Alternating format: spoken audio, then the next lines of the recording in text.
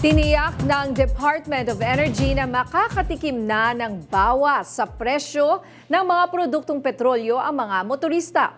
Matapos ang mahigit isang buwan na sunod-sunod na oil price hike. Yan ang umaarangkadang balita ni Mari Ocampo.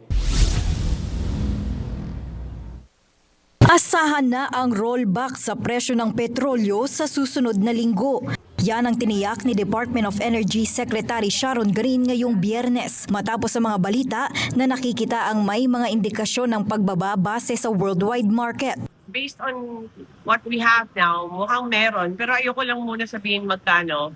Pero yung maganda dyan, sabihin natin maliit man o malaki yung rollback, meron ding diskwento na 10 pesos para sa mga jeepney drivers natin by next week.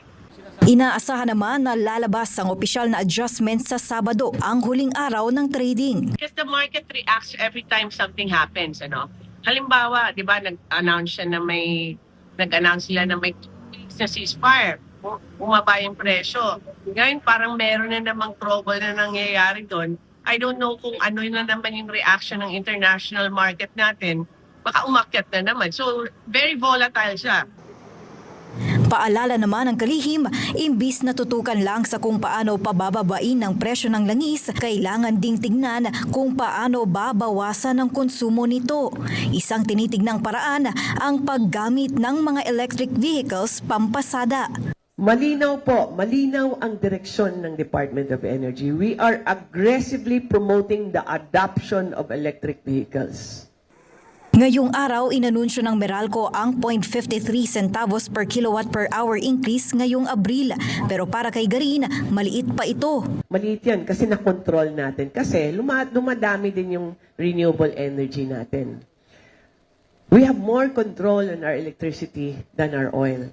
Sobrang daming solar ngayon. Na-advance namin yung construction, mga 1,200. 400 megawatts ang in-advance namin sa ngayong April. So there is electricity and electricity price is more stable. Susunod na hakbang ngayon ng ahensya ang energy conservation. Isa sa iminumungkahi ang lingguhang Earth Hour. Kung pwede lang po, kaya po nung umpisan may Earth Hour tayo. Ang suggestion namin every week may Earth Hour para aware tayo that we have to save energy. And among the agencies, I don't have the exact record, pero ang alam ko is more than 80% are compliant with the directive of the President on energy efficiency.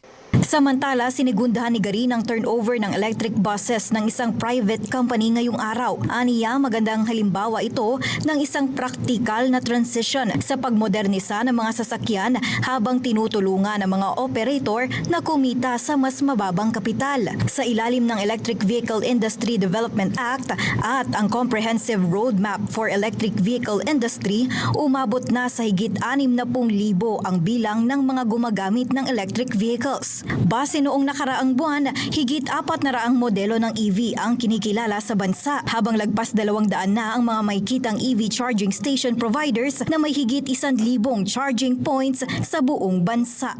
Ako si Mari Ocampo ng PRTV News, nagseserbisyo para sa Pilipino.